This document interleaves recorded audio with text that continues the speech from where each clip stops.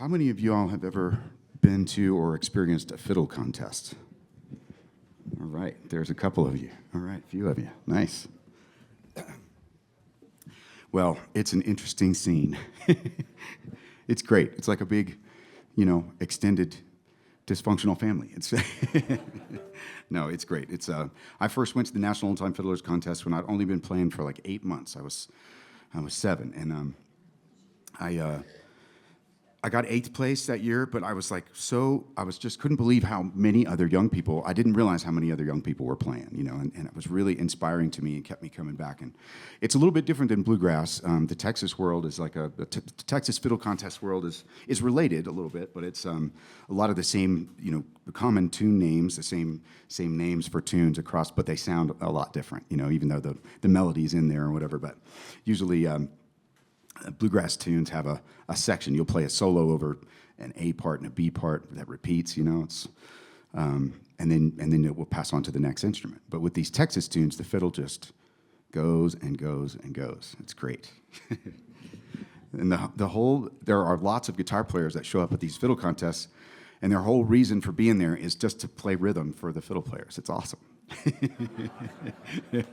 They play all these old Gibson guitars, dead strings, and they just have a certain sound. It's really, really cool. It's a fun feeling. But the rounds, each contestant has to get up and play several rounds, and a round consists of 3 tunes: a breakdown, a waltz, and a tune of choice, which cannot be a breakdown or a waltz. It has to be a rag or a polka or a schottisch or something like that. And so we get up there, and there would be so many contestants, so many kids that were competing in my division.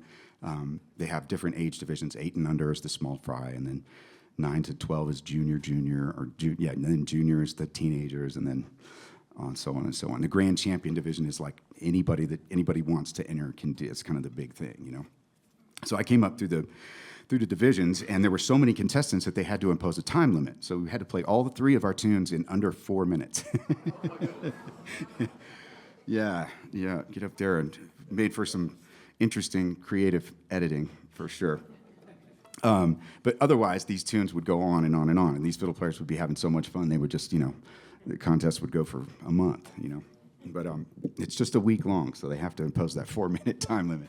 This tune I'm going to play for you is a breakdown. This would be the first tune you'd play. You get up in Texas Fiddle Contest, and this is there's a bluegrass version of this tune. There's I've heard Sam Bush do a really cool version that's related. It's in the same key, but it sounds a lot different. This is a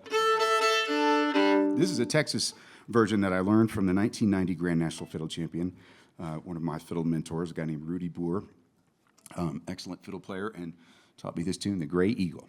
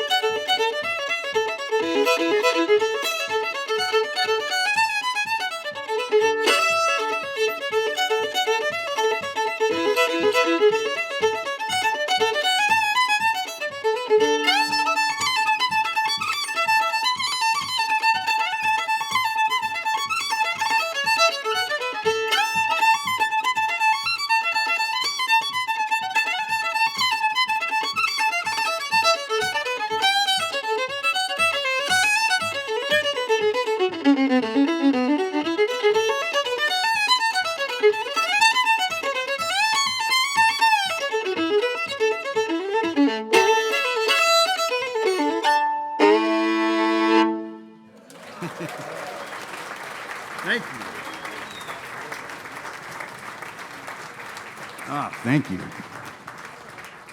So there's hundreds of tunes like that, and I go to Rudy's house, and I go to some other fiddle mentor teachers' houses, and we'd spend 4 or 5 days in a row, 8 hours a day, just learning fiddle tunes. It was great.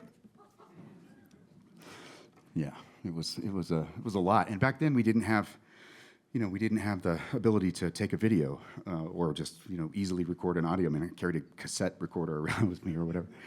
I was just, the last couple of weeks, I've been teaching some fiddle camps down at one in Texas and one up here in Lyons. And over this last week. And yeah, it's amazing when, I tell people, like, get out, you have a video camera in your phone. You can just record me doing this and you'll have it, If I'd had that tool when I was learning, oh my gosh, would have been a game changer for sure.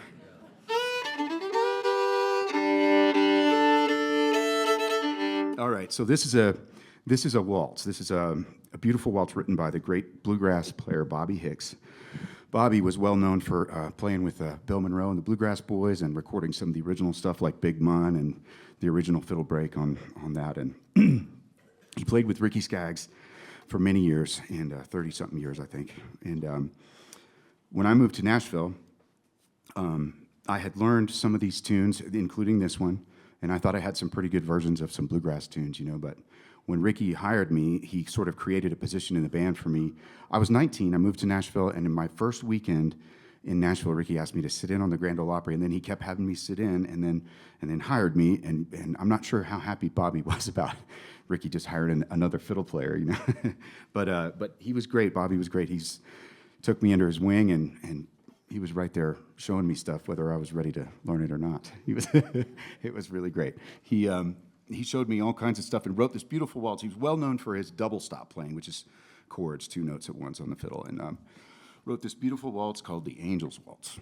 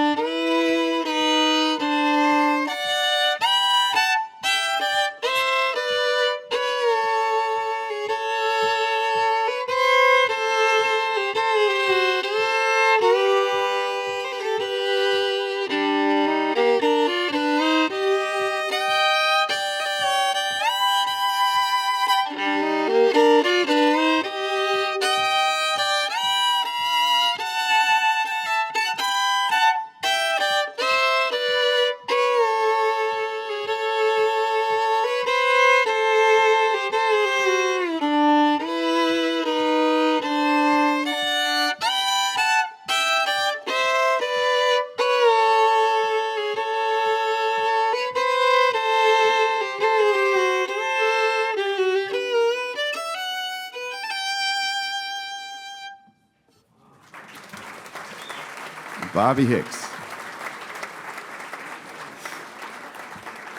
Usually, bluegrass and Texas style don't really exist in the same place at the same time. I mean, right at the same place at the same time. But when Bobby wrote this waltz, it was like spread like a wildfire through the Texas contest fiddling community, because we're always looking for pretty waltzes. There you go. Thank you. All right.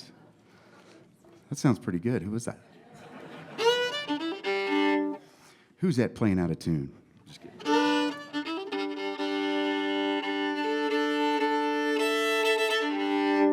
Bobby was 91 when he passed away. That was in August of 24. He passed. In May of 24, I went up to visit him at his place in Marshall, North Carolina, and he was still showing me stuff. I got him to get his fiddle out, and he got it down, and he was playing and still playing great. And I played that waltz for him, and he was still like, no, you got to do it. You got to play it.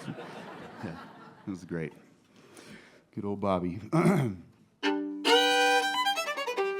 So then we would launch into a tune of choice. Now, this tune of choice is a ragtime that I learned from one of the greatest Texas breakdown players of all time, a guy named Terry Morris, from an album of his called A Touch of Texas. This is the Hotfoot Rag.